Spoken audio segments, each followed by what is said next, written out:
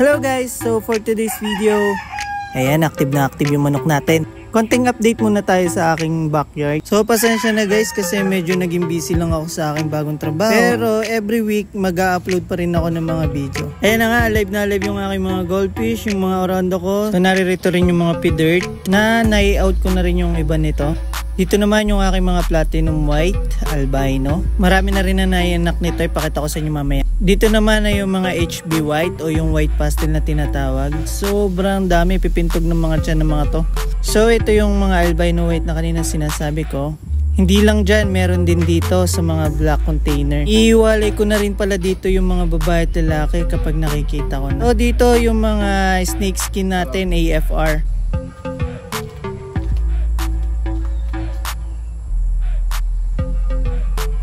Bali mga sir, may ginagawa pa lang akong project. Pinagsama ko yung snake skin na babae tsaka dambuir red tail. Yan. So check natin kung anong magiging kakalabasan nitong aking binibreed na to. So comment kayo guys kung nakabreed na kayo ng magandang strain nito. So dito naman nakalagay yung aking mga HB blue o yung blue panda na tinatawag.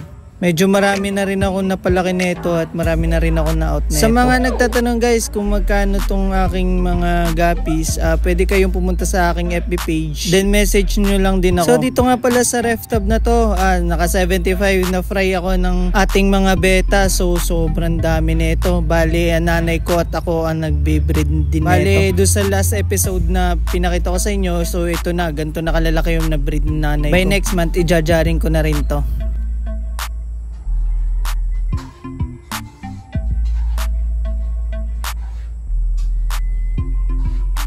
Dito nga, iniiwalay ko na yung mga babae at lalaki kasi gusto ko yung palakihin muna yung mga babae bago matusukan ng lalaki.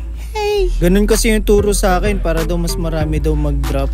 Mas maraming fry na lumabas. So makinig lang tayo guys sa mga expert kung paano mag-breed talaga ng guppy. Binibigyan ko din sila ng mga daphnia para mas lalo silang lumaki.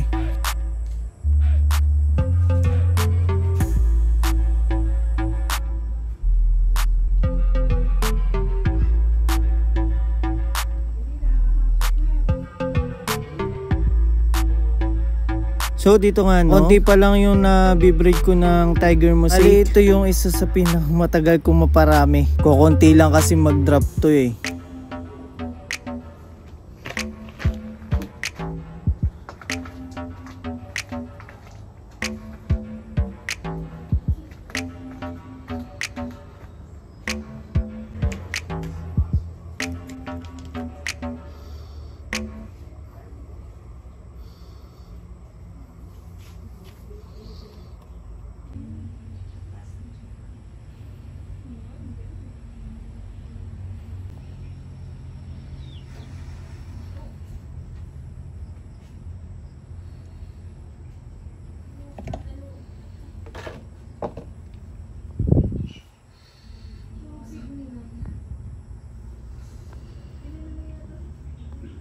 So dito na guys nagtatapos ang aking vlog. Medyo napabilis lang yung video ko pero maraming salamat sa inyo guys. Please keep on watching. Thank you. Then subscribe!